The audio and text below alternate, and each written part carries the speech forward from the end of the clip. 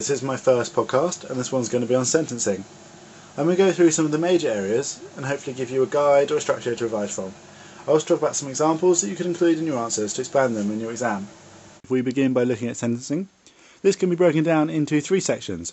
The first of which is aims of sentencing, the second is sentencing of adult offenders, and the third is sentencing of young offenders.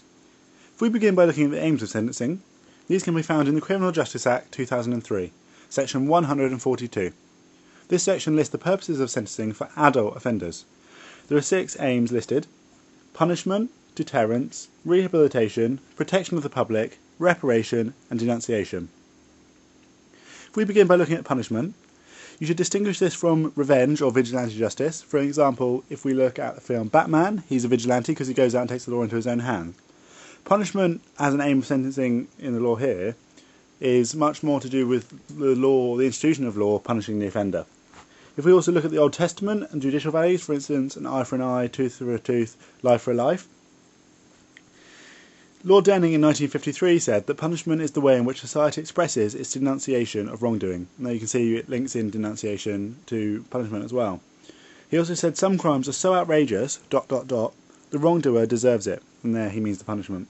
If we also look at the Moors murders, for instance Ian Brady, and this case was in 2000, Lord Steyn, that's spelled S-T-E-Y-N, said that even if the offender is detained for their whole life, this will not cut it. It will not be enough punishment for what they did. If we also look at the White Paper on Crime and Punishment in 1990, they said that punishment was the key factor in sentencing. This was their quote. They said, "The first objective for all sentences is the denunciation of and retribution for crime." You can also see it links denunciation back in there. Denunciation is the idea of condemnation of certain types of conduct. For example, they increased the sentences for drink driving to try and condemn that sort of activity and deter it, in a way, from happening again. They also did this with mobile phone theft and increased the sentences there.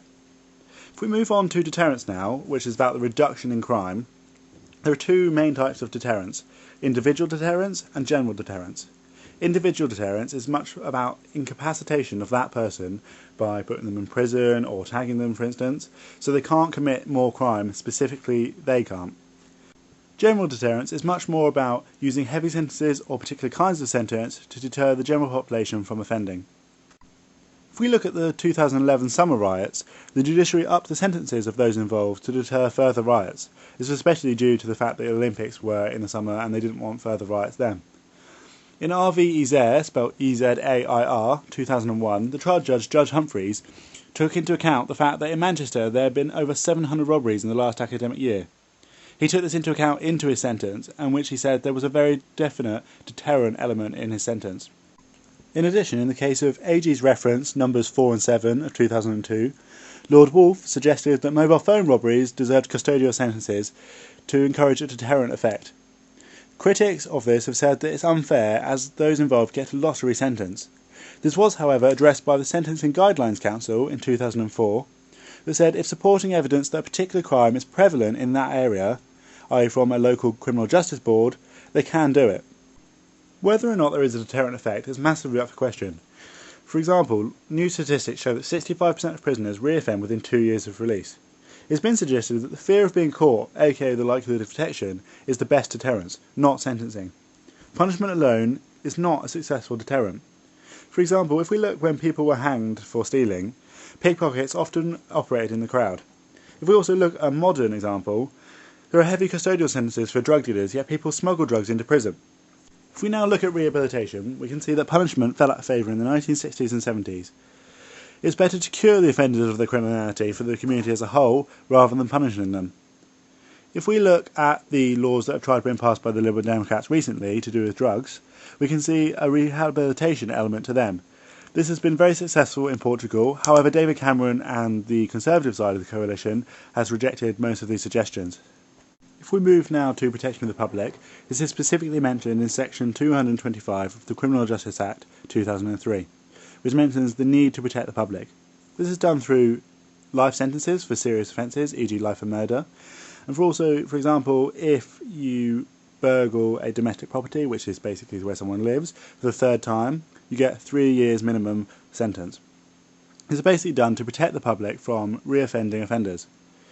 Also, if we look at the murder or reduction of a child, there is a whole life minimum term, Basically, life and whole life, they're given where the offender is particularly unsafe in the public.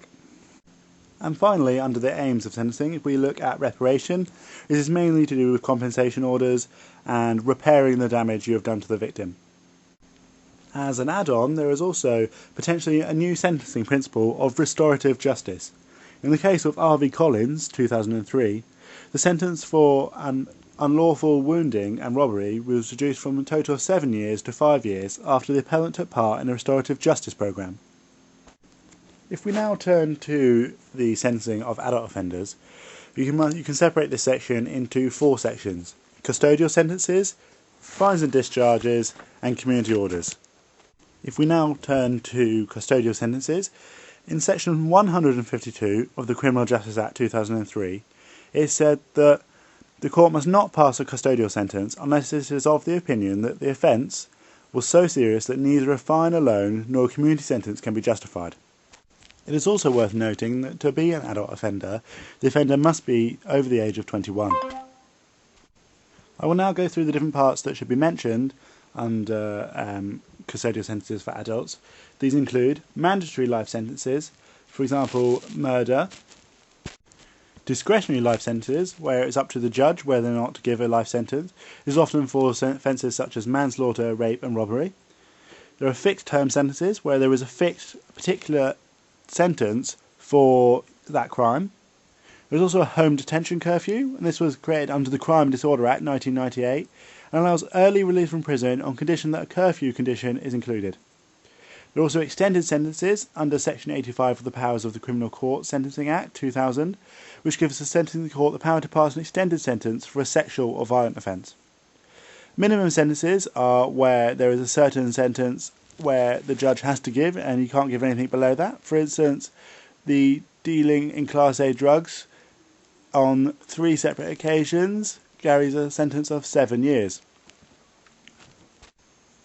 You could also touch upon whole life sentences in this section and compare that to Norway, for instance the Breivik massacre, where he was put on trial and they couldn't give him a whole life sentence in Norway, so the maximum he got was 18 years. You could also throw in the fact that in 2010 the prison population was about 85,000 approximately, and this obviously has an effect on sentencing. And finally, you want to mention suspended prison sentences, where basically they're given the prison sentence but they don't have to serve it unless they commit another offence, so it basically just hangs or suspends over them. If we now look at community orders under the Criminal Justice Act 2003, the idea is that community order can be given by the court and combine a number of requirements which are listed under section 177 of the Criminal Justice Act 2003. These requirements include an unpaid work requirement, an activity requirement, a programme requirement, a prohibited activity requirement, a curfew requirement, an exclusion requirement, a mental health treatment requirement, a drug rehabilitation requirement, an alcohol treatment requirement, and a few more. The idea is that any number of these can be combined to tailor to the particular offender.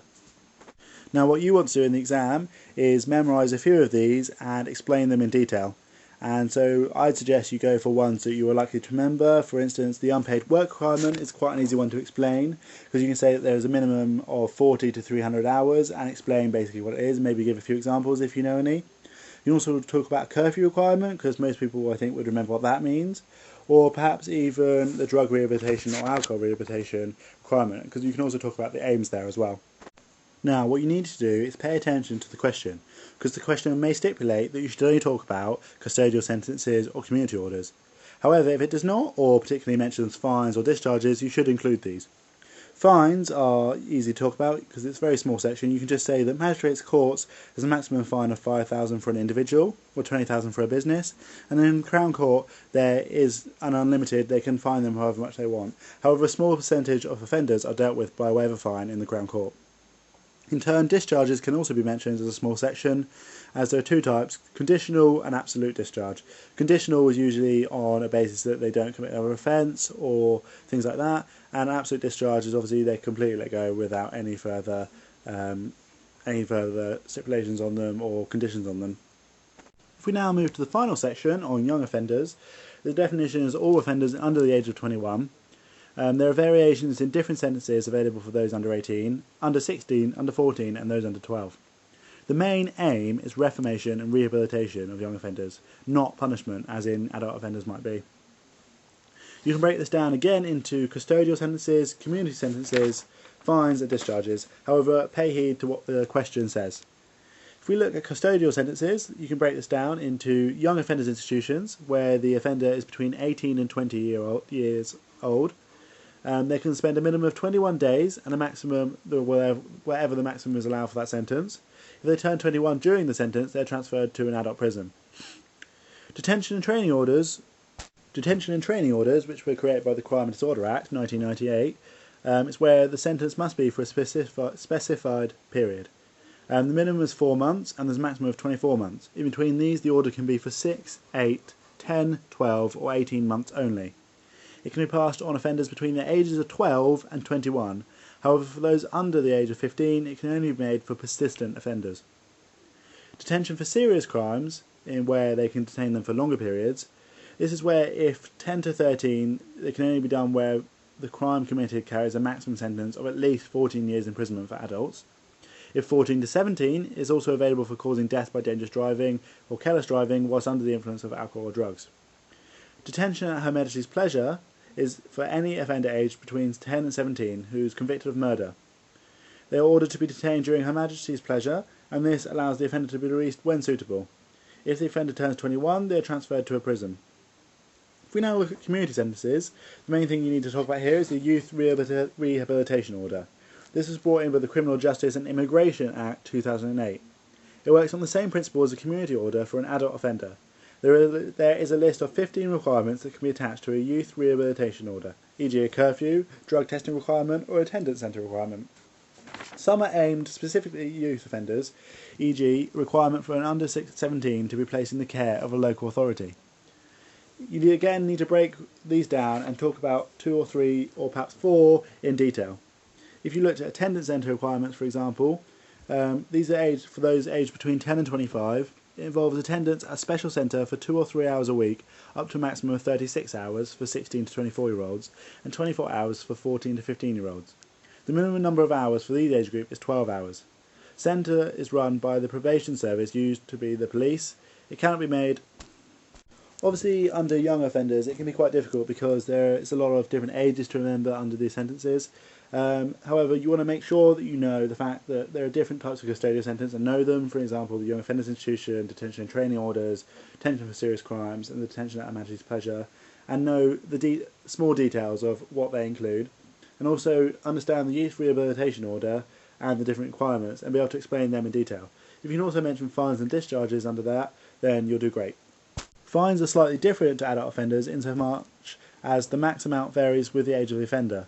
For 10 to 13-year-olds, it can be fined a maximum of £250, 14 to 17-year-olds a maximum of £1,000, and those aged 18 and over are subject to the normal maximum of the Magistrates' Court, which is £5,000. Discharges, there's conditional and absolute discharges just like adult offenders, and reprimands and warnings are also used by the court for young offenders, but these are not sentences because they're not passed by the court.